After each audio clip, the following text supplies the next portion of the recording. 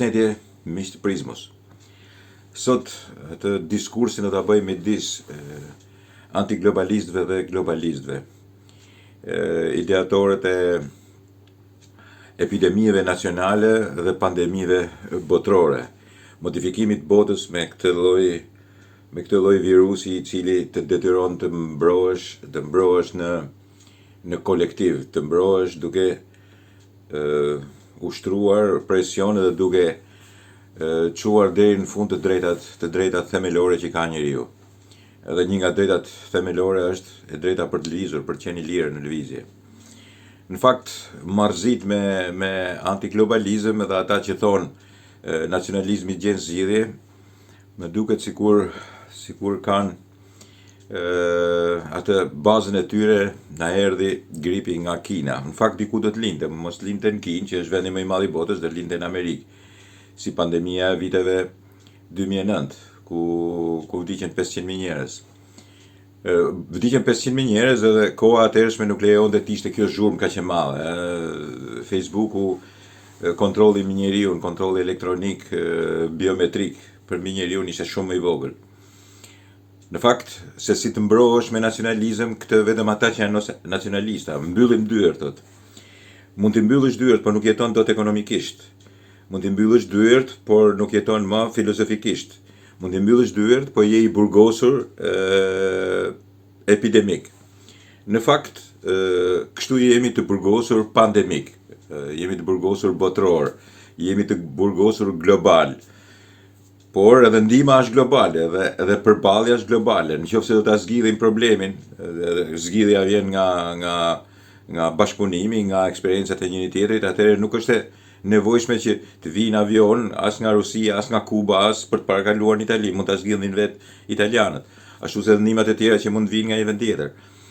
Pra, marrëzit me ekstremitetet e militare që të rriqet janë gjithmonë marrëzit që i ka bërë politika dhe njerëzimi për ta dalluar veten që është apo nuk është, jo thjesht idiote, është apo nuk është thjesht një formë që njerëzit mund të çfryjnë, jo vetëm kundra njëri tjetrit, por mund të çfryjnë filozofikisht. Politika është pjesë e filozofisë. Dhe natyrisht që ajo ka stadin e saj të zhvillimit në bazë të informacionit, në bazë të kulturës, në bazë të arsimimit. Prandaj kemi të bëjmë edhe me të tilla përplasje. Ajo që desha të them unë është që përballja është e përbotshme, një pandemi është e përbotshme, nuk mund të ndalet dot. Në qoftë se virusi është përgatitur në laborator, është përllogaritur të jetë e tillë. Në qoftë se virusi ndryshon, ka ndryshime, mutacione i thonë, në kohën e sotme të tilla agresive që kërkon të bëjë dëm të tilla, nuk mund të futesh brenda një shteti. Shtetet nuk mund të jenë kaq të izoluara, sepse po të jenë kaq të izoluara do të ktheheshim në disa kohë të vjetra dikur ku patjetër pastaj duhet të bëjmë luftë. Dhe ato që thonë që pandemia është më e keqe se lufta, duhet i tregoj një diçka të Aristotelit, i cili ju shpjegonte nxënësve të vet midis tyre dhe Aleksandrit të Madh. Një nga shpjegimet e një nga leksionet e tij është midis sëmundjes dhe luftës. Kush është dallimi edhe çfarë bën njëra dhe çfarë bën tjetra. Me një dyshim të vogël që duhet patjetër që sëmundja mos jetë e krijuar nga njeriu.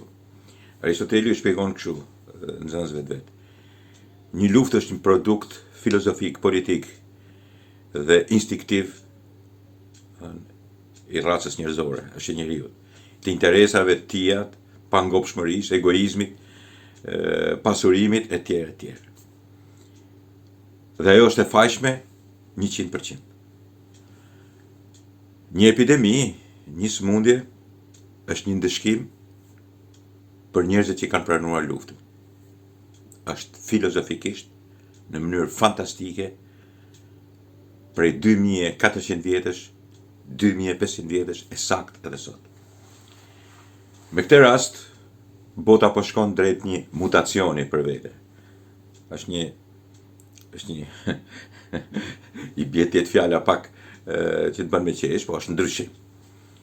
Model i tillë politik dhe filozofik modeli i ndryshimit botës me anë të pandemive që do ta bëjnë nesër një terren ku mungon demokracia, mungon liria, mungon edhe iniciativa për punë. E kanë paralajmëruar filmat ku njerëzimi o nga një sëmundje, o nga një sistem terrori, ose nga terrorizmi, grupohen, vehen në kontroll, ju vehen mekanizma për t'i kontrollu. Sot po e njëjta gjë mund të ndodhë. Mund të ndodhë dhe kam përshtypje që mas kësaj pandemie do të ndodhë se s'bën. Do t'i vendoset njeriu me anë të celularit, me të kontrollit, ka filluar që tani të kontrollojë, duhet t'i kontrollojë thot shteti ku ka shku shtetat si të mi. A imagjinoni çfarë do të thotë kjo? Që në çdo moment shteti duhet di se çfarë bëj unë. Mirë po ka akoma më tepër. Janë kontrollet biometrike, që sot ne i kemi në përdorë, të njihen të rrahurët e zemrës, bile ka element që sot që kontrollojnë edhe tensionin, kontrollojnë gjendjen emocionale tënde. Imagjino tash se çfarë mund të bëjë një qeveri, qoftë e përbotshme, qoftë edhe nacionale, për të kontrolluar gjendjen emocionale tënde.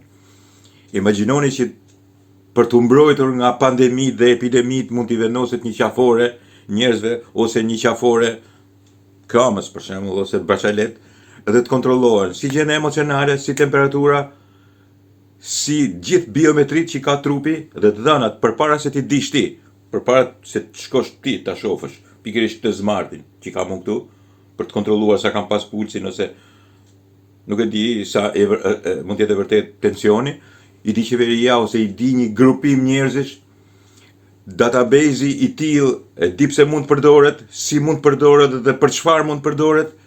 Pra shkojmë në një marrëzi të tillë e cila me gjithçka mund të ketë lidhje, por nuk ka lidhje me lirinë dhe me demokracinë.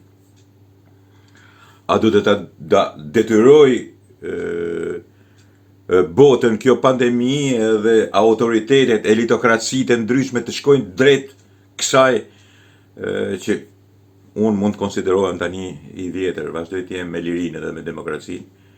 Atë e konsideroj gjën më të mirë dhe më të mirë që ka kjo botë, rrogulliset në mënyrën më të keqe, të mundshme, për të shpikur njerëz që verej bashkiakit të cilët thonë ju duhet dënuar atyre njerëzve, do t'ju kapim shkop. Ja lejon vete sot një krybashkiak ose një kryeministër t'ju thotë do t'ju kapim shkopët, do t'ju bëj këtë, do t'ju bëj atë. Dhe kjo është shkatërrimi i demokracisë. Sepse o e kanë futur vetë virusin për ta bërë këtë punë, për të marrë gjithë pleqt, o edhe nëse ka ndryshuar ai mutacioni i famshëm, është ndryshuar për keq pikërisht për të marrë, edhe për të shkatëruar një brez i cili ka ndërtuar këtë botë, por njëkohësisht për të vendosur një rend të ri botëror i cili është shkatërrimtar, i cili është kontrollues edhe se çfarë mendimi ke ti dhe çfarë beson ti e çfarë lexon ti. Që të shikojnë, të kontrollojnë dhe anën emocionale tënde. Edhe imagjino se ç'mund të bëhet edhe me ekonominë, për të futur një burg të madh global i cili na bën ne. Kjo është tash për të luajtur mendsh. Dhe për çfarë? Se nuk janë zot të kontrollojnë një sëmundje, të gjithë to miliarda, gjithë to laboratore, gjithë to mrekulli të jashtëzakonshme nuk kontrollojnë një sëmundje, nuk i japin fund, dhe për ma tepër dalin, shiko, është kjo ilaç, po mund ta përdori se e mbron, është ky ilaç tjetër, thotë ai në Amerikë, mbron. Është një kaos i jashtëzakonshëm sikur është me porosi. Ky është ndryshimi i madh, një ndryshim do të ketë se s'bën. Po shkojmë te tiranive funksionale, tiranive të cilat janë të pranueshme.